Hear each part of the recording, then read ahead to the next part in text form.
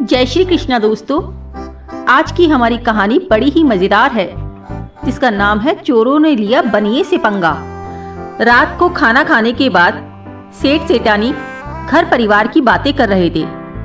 सेठ ने कहा, क्या करे लल्ला की माँ, कमाई करना तो आसान है पर घर की हिफाजत करना उतना ही मुश्किल।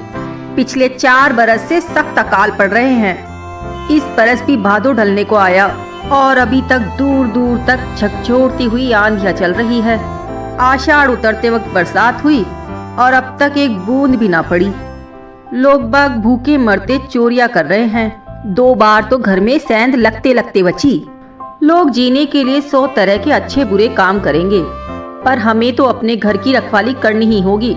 सचेत ना रहे तो ये धन बचा रहना दूभर हो जाएगा। आज खुद ब खुद बड़ी अच्छी बात हो गई। मेरा कहा मान, इन गेवन सांपों को आज बिल में ना छोड़ेंगे हम। बर्तनों में अलग अलग ढक्कन में ये बंद पड़े रहेंगे। इनको थोड़ा थोड़ा खिलाते रहेंगे, किसी दिन मौके पर ये काम आएंगे। सेठानी बड़ी डरपोक स्वभाव की थी। वो बोली, भला ऐसा भी कभी होता है? धन के खातिर क्या किसी को मौत के मुंह में ढकेलना उचित है? अरे मनक जात की हत्या का पाप तो 7 जन्मों में भी ना उतरेगा।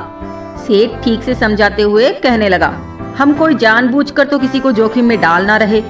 अपने बचाव के लिए तो जुगत सभी सोचते हैं। वक्त बहुत बुरा आ गया है सेठानी, जान माल बचाना बहुत मुश्किल हो गया है। अब हम बनिए के जाए लठबाजी तो कर नहीं सकते। हिम्मत जो नहीं पड़ती, बदमाश कुत्तों का कैसे मुकाबला करेंगे? जो अपने लखनों से बुरा काम करे वही भुगते। ये बात सेठानी को जच गई। तिबारी की पछीत पर चारों मर्तबा तरतीब से लगा दिए, उल्टे ढक्कन लगाकर ऊपर पत्थर रख दिए। समय जोर की बात, उसी रात सेठ के घर में 4 चोर घुस गए। भूखे मरते लोग छीना झपटी पर उतारू हो रहे थे। मांगने पर भी दाना हाथ नहीं लगता। उधारी मिलती नहीं थी, घर से कोई सहारा भी नहीं था। फिर भी उल्टे सीधे काम करके जीना तो पड़ता ही। आत्महत्या करके जीवन से मुक्त होने की जिनमें हिम्मत नहीं, वो चोरी डकैती और ठगी के अलावा और क्या कर सकता है? आखिर मरना तो है ही। मौत को चकमा देकर जीवन के जितने दिन गुजारे वही अपने। ये सोचकर चोरों ने एक साथ सेठ के घर पर हाथ साफ करने का इरादा किया। चोरी करना हो तो किसी मालदार आसामी का घर ही उधेड़ना चाहिए। दौलत के ढेर में से लेना ही ठीक है। कमजोर को सताने पर तो सिर्फ बद्दुआ ही हाथ लगती है। पावस के दिन थे, फिर भी सेठ सेठानी साल के दरवाजे जुड़कर भीतर सोते। दीवार फान कर चोरों के आने की आहट सुनी तो दोनों बेजा घबरा गए। पर थोड़ी देर बाद सेठ सेठानी के पैर का अंगूठा दबाते हुए बोला, लल्ला की माँ, सुन रही हो कि नहीं? मैं पूछता हूँ, तुम्हें नींद कैसे आ जाती है? पैसा गहना सब हिफाजत से तो रखा है कि नहीं? सेठानी बोली, आग लगे मर जाने ऐसे गहने को, चैन से सोने भी ना देते। ये धन सुख की खातिर है या दुख की खातिर? 100 मर्तबा कह दिया, मेरी हिफाजत पर यकीन ना हो तो खुद संभाल ले। रोज की चिक चिकबाजी तो बड़ी बुरी है। अजी मैं आपसे पूछती हूँ कि आप मुझे बिल्कुल ही नासमझ समझते हैं क्या? तिजोरी के मुकाबले भी ज्यादा हिफाजत करनी आती है मुझे। चोर कान लगाकर दोनों की बात ध्यान से सुनने लगे। सेठ ने पूछा, बता तो जरा कैसी हिफाजत की है, मुझे भी तो कुछ पता चले। सेठानी कहने लगी, तिजोरी और ताले तो साहूकारों के लिए होते हैं, चोरों के आगे इनकी क्या औकात। चोर तो पहल करके तिजोरी और ताले ही तोड़ते हैं। मैंने तो शक की गुंजाइश ही ना छोड़ी। 3 बरसों तक घर को खुला छोड़कर कहीं बाहर भी चले जाएं, तब भी किसी को शक ना हो। ऐसी जगह खुले में धन रख छोड़ा है। 4 बेकार बर्तनों में पैसा और गहना डालकर तिवारी की छत पर रख दिया है। बताएं, यूं खुले में किसी को शक होगा भला?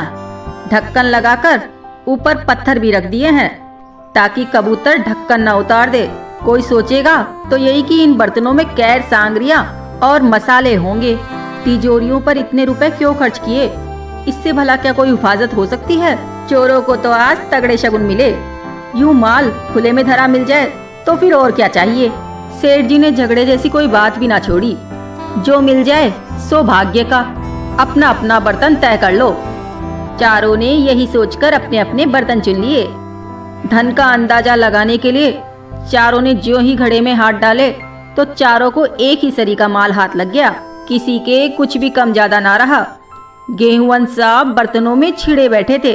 हाथ डालते ही अधेड़ अंगुलियों को मुंह में पकड़ पकड़ कर दांत गड़ा दिए। किसी का अंगूठा काटा तो किसी की अंगुली। इतना भेदभाव जरूर था। धन से हाथ परसते ही चोटी में करंट उठा। चोर तो जहां की तहां चक्कर खाकर जमीन पर लुढ़क गए। चारों बर्तन हाथों से छूट गए, पड़ते ही फूट गए। चारों सांप नाली के रास्ते निकलकर बाड़े में चले गए। चोरों के गिरने की और बर्तनों के फूटने की आवाज के भी 2 घड़ी बाद दोनों पति पत्नी डरे सहमे साल से बाहर निकले। जमीन पर मरे पड़े चोरों का नजारा देखकर बुरी तरह घबरा गए बेचारे। ये निठल्ले तो यहीं मर खपे। बाहर जाकर जंगल में मरते तो जान छूटती। बनिए के घर में ये लाशें कहाँ छुपाई जाए। चोरों का क्या एतबार, मरने के बाद भी नुकसान पहुंचा दे तो। ये तो बड़ी भारी उलझन आन पड़ी। सांपों का ऐसा विष तो न जाना था। करमजलों ने अपनी करनी भुगती से भुगती, साथ में सेठ जी को भी ले डूबे। इस उधेड़बुन में सेठ जी को एक उम्दा जुगत सूझी। चारों चोरों को जोड़ मरोड़ कर न्यारी न्यारी 4 बोरियों में बांध दिया और मजबूती से बोरियों के मुंह बांध दिए। बोरियां घसीटकर साल में छुपा दी और चैन की सांस ली। गांव के 1 कोस दूर एक बावड़ी थी। चारों चोरों को उसमें धकेलने का इरादा किया। सेठ जी के भाग्य से उसको मौका भी मिल गया।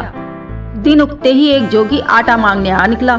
सेठ जी ने उसे किसी तरह लालच देकर इस काम के लिए राजी कर लिया। उससे सिर्फ 1 मुर्दे की बात की। पूरे 100 रुपए में सौदा पटा। जोगी मन में बड़ा खुश हुआ कि 1 मुर्दा धकेलने के 100 रुपए तो खूब मिले। पूरे बरस के बाजरे का जुगाड़ हो गया।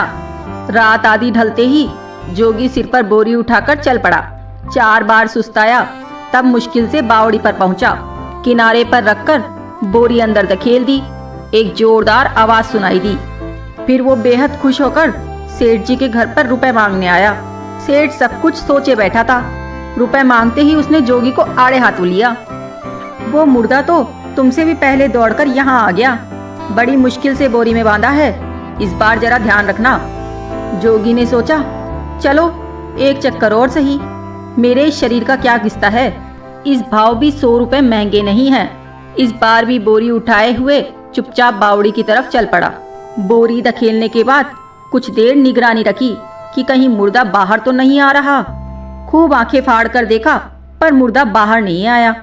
इस बार बनिया क्या बहाना बनाएगा। पर घर पहुंचते ही बनिया जोगी पर बरस पड़ा और कहा, तुम ठेठ बावड़ी तक जाते भी नहीं हो क्या। ये तेरा बाप तो फिर लौट कर आ गया। बड़ी मुश्किल से बोरी में डाला है इसको। बड़ी कठिनाई से पकड़ में आया है। खरी कमाई कर और खरे रुपए ले जा। ऐसे बहाने बनाने से काम नहीं चलेगा।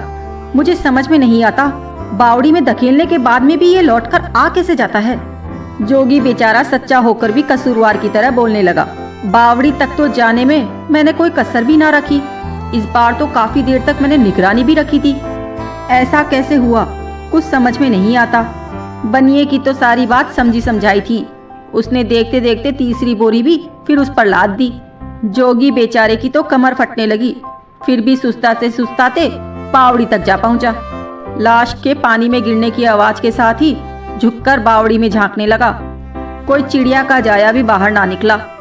पूरा विश्वास होते ही वह उतावला सा बनिए के घर आ पहुंचा। इस बार बनिया दरवाजे पर ही खड़ा था और बोरी चौकी पर रखी थी। जोगी के आते ही उसे आड़े हाथों लिया। कहीं ये कबाड़ा तुम्हारा ही तो किया धरा नहीं। पानी में ढकेल दिया, फिर भी ये मुर्दा मेरा घर नहीं छोड़ रहा। ये कौन सी नई आफत आ गई है। इस बार बड़ी मुश्किल से काबू किया है। मुझे मार ही डालता। बड़ी मुश्किल से बोरे में बंद किया है। तब जाकर जी को थोड़ी तसल्ली मिली है। उम्र भर में तुम्हारे और मेरे बीच पहला ही काम पड़ा, और उसमें भी खोट। जोगी तो अपनी जबान के बड़े पक्के होते हैं। काम करना है तो ठीक से करो, वरना उत्तर दे दो। बेचारा जोगी क्या जवाब देता। सिर पर चौथी बोरी उठाए उसी रास्ते चल पड़ा। इस बार पूरा ध्यान रखेगा। कोई बात नहीं, पूरे बरस मजदूरी करने पर भी 100 रुपए भला कहाँ मिलते हैं। रात भर 4 फेरों में भी अगर 100 रुपए हाथ लग जाए तो फिर क्या चाहिए। बेचारे सेठ को भी काफी हैरान होना पड़ा। चौथी बार जोगी बावड़ी पर पहुंचा।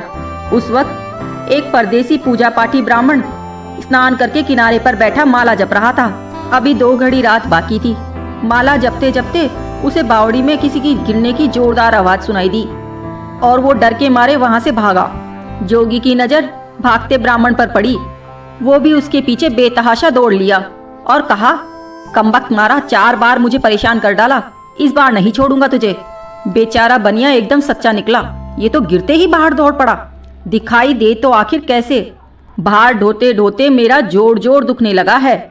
अब अगर इसे बख्श दूं तो जात का जोगी नहीं। आगे आगे ब्राह्मण और पीछे पीछे जोगी। जान से उखड़ा ब्राह्मण, उसके हाथ नहीं आया सो नहीं आया। वह सीधे गांव की तरफ भागा। गांव में घुसते ही सेठ जी का घर था। सेठ जी दिशा मैदान से फारिग होकर घर के अंदर जा रहे थे कि बौखलाया हुआ ब्राह्मण सीधे उनके घर में घुस पड़ा। उसके पीछे पीछे जोगी भी पहुंचा। सेठ जी जोगी के आने से पहले फारिग होकर सो जाना चाहते थे। दरवाजा बंद करने के बाद अगर खटखटाए तो जोगी की अकल ठिकाने लगा दे, पर उससे पहले यह क्या माजरा हो गया। जोगी हांफते हांफते कहने लगा, आप बिल्कुल सच फरमाते थे, ये चांडाल तो गिरने के साथ ही बाहर आ निकला, पर अब मुझसे बचकर कहाँ जाएगा। ब्राह्मण ने हाथ जोड़कर कहा, कैसे भी इस दुष्ट से मेरे प्राण बचाएं। बावड़ी के किनारे पर बैठे माला फेर रहा था कि बावड़ी के पानी में किसी के गिरने की अचेती आवाज सुनकर वहां से भागा मैं, और ये भी मेरे पीछे लपका। अब तक तो मैं इसके पकड़ में नहीं आया, पर आपकी शरण में हूँ। आप ये मेरे सोने का कंठहार ले लीजिए और कैसे भी इस दुष्ट से मेरे प्राण बचा लीजिए।